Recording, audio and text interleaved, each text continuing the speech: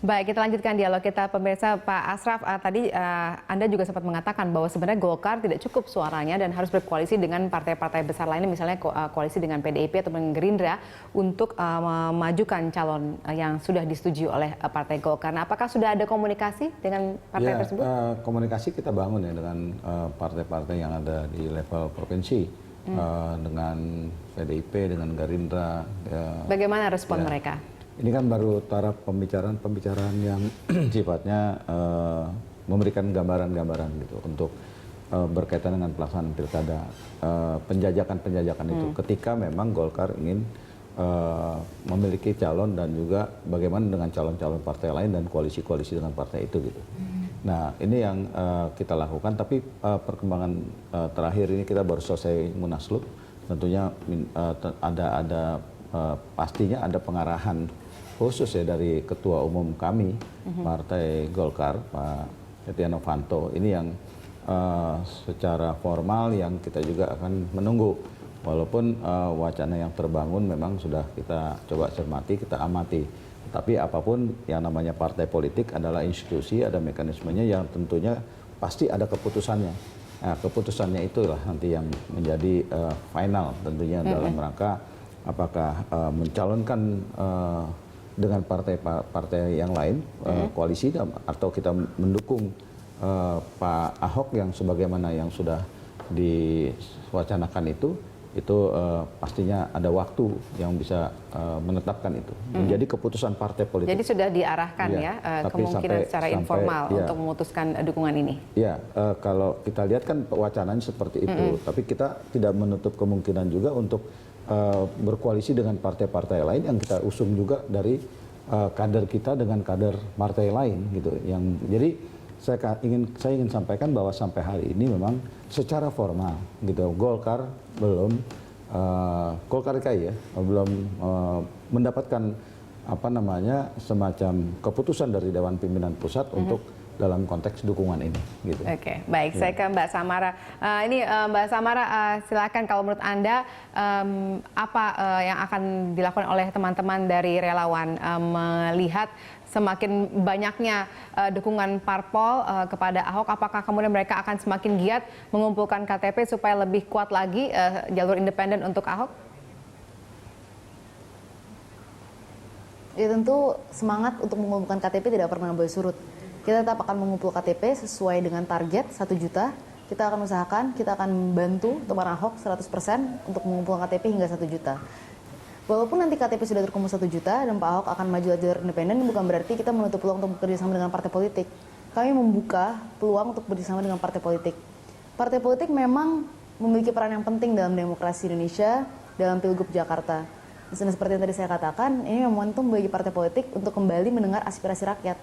Nggak ada salahnya jalur independen bekerja sama dengan partai politik. Baik, selama ini mungkin utamanya tujuan dari pengumpulan adalah baik. Selama ini mungkin tujuan utama pengumpulan KTP adalah dari anak-anak muda. Nah, apakah juga ada terbersit ide dari teman-teman untuk juga mengumpulkan KTP dari misalnya orang-orang dari parpol setelah ada Nasdem, ada Hanura, dan kemudian Golkar yang sekarang mungkin akan mendukung Ahok juga? Ya. Nasdem sendiri kan sekarang sudah mengumum partai politik dan kita bisa lihat salah satu anggota DPP-nya, Enggar Tias Tolu-Kita juga mengumpulkan KTP untuk Pak Ahok. Itu tandanya adalah bukti bahwa anggota-anggota partai politik, kader-kader partai politik juga memberikan KTP-nya. Ini sangat bagus, contoh demokrasi yang sehat. Jadi tidak ada salahnya jika nanti Golkar, Hanura, Nasdem yang jika Golkar mendukung ya, bergabung dengan Hanura dan Nasdem, seluruh kadernya memberikan KTP untuk Pak Ahok. Tidak ada salah sama sekali. Menurut saya itu justru semacam contoh positif untuk demokrasi kita. Baik, terima kasih Mbak Samara sudah bergabung bersama kami. Selamat malam. Saya ke Pak Sirajudin terlebih dahulu. Pak Sirajudin, ini kalau misalnya kita lihat, tadi Golkar juga mengatakan mungkin akan membangun koalisi dengan PDIP dan Gerindra. Nah, kalau kita ketahui kan Gerindra sekarang juga sudah mulai mencoba mengusung calonnya sendiri, yaitu Syafrin Samsudin. Bagaimana Anda melihat koalisi ini, apakah benar-benar bisa terwujud atau tidak? Saya kira sampai detik terakhir kadang-kadang partai politik itu masih mungkin mengubah pilihannya. Negosiasi saya kira akan terus berlangsung. Meskipun Golkar sudah menunjukkan sikapnya secara informal, memang itu belum mengunci sampai saatnya nanti keluar surat resmi dukungan misalnya seperti itu. Nah, oleh karena itu bahwa inisiatif Gerindra untuk mengusung calon sendiri, misalnya nanti koalisi apakah dengan PKS, apakah dengan PDIP ataupun Golkar misalnya, kalau ternyata berubah pikiran untuk mengambil keputusan seperti itu, saya kira masih sangat terbuka. Dan di situ Pak Ahok tidak terpengaruh, saya kira secara elektoral mungkin ada efeknya sedikit, tapi secara legitimasi pencalonan itu nggak akan terpengaruh. Nah, yang mungkin akan jadi bahan perhitungan adalah dari kalangan partai-partai yang akan berkoalisi. Yang pertama adalah memilih figur yang tepat untuk diperhadapkan dalam kompetisi demokrasi ini. Dan apakah ada kesepakatan yang mungkin saling menguntungkan antara PDIP dengan Gerindra? Karena kita tahu sebelumnya sempat agak kurang harmonis, misalnya seperti itu. Nah, apakah mereka akan bersatu suara seperti yang terjadi di pilkada sebelumnya? Jadi masih sangat terbuka kemungkinan. Yang pasti adalah Pak Ahok sampai pada saatnya nanti belum cukup aman. Karena secara elektoral mungkin unggul karena belum ada calon alternatif lawannya yang berimbang. Tetapi juga ada faktor politik non elektoral yang juga nggak bisa dianggap remeh dalam politik seperti di Jakarta ini. Saya kira itu aja catatan saya. Baik, terima kasih Pak Sirajudin sudah bergabung bersama kami dan memberikan analisa Anda. Selamat malam. Baik, Pak Asraf, kalau kita lihat tadi Pak Sirajudin bilang ini masih cair sebenarnya, dan karena mungkin Golkar tadi mengatakan ini belum keputusan formal. Ya, apakah ini berarti sebenarnya Golkar cuma testing the water, cuma mau melihat gimana reaksi masyarakat kalau kita misalnya mengatakan mendukung Ahok gitu? Ya, tergantung dari sisi mana memandangnya dan mengartikan ini gitu. Tapi ya namanya Pak Golkar partai besar gitu, kami walaupun di Jakarta ini hanya 9 kursi, tapi pengalaman dalam berpolitik ya, dalam menghadapi situasi ini tentunya kami bisa memahami suasananya gitu, sehingga pada saatnya, pada waktunya nanti kami juga akan itu sepertinya akan diputuskan. Ya, saya ingin sampaikan ilustrasinya gini, kalau waktunya masih jam 4 atau jam 5 sore ya jangan azan maghrib gitu, kira-kira gitu.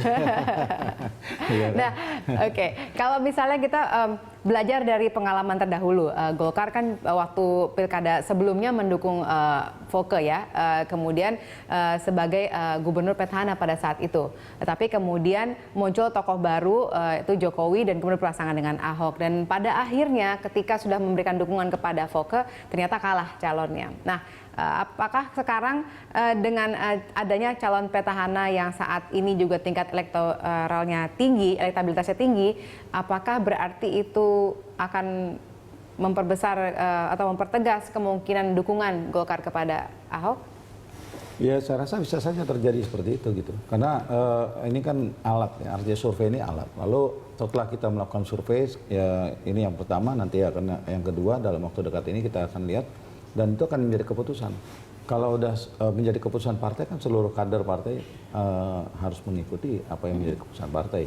Nah, berkaitan dengan menuju keputusan itu, maka dinamika itu bisa saja terjadi di dalam internal. Dengan melihat kemungkinan-kemungkinan yang muncul dari pihak eksternal atau masyarakat itu sendiri. Jadi tetap kita, karena ini saya katakan tadi sekali lagi, bahwa partai adalah representatif daripada rakyat, daripada masyarakat. Kita tidak bisa meninggalkan rakyat gitu, tidak bisa meninggalkan masyarakat. Masyarakat menilai apa, maunya apa gitu. Lalu siapa yang akan dipilih? Untuk mengukur itu ya kita lakukan survei-survei, kan ada metodenya, ya kan, untuk melakukan itu gitu. Oke, baik. Kita tunggu bagaimana keputusan formalnya, pastinya. Mungkin ada survei berikutnya yang menunjukkan mungkin ada tokoh-tokoh lain yang bisa mungkin didukung oleh Golkar secara pasti. Terima kasih Pak Asraf sudah bergabung sama kami malam hari ini.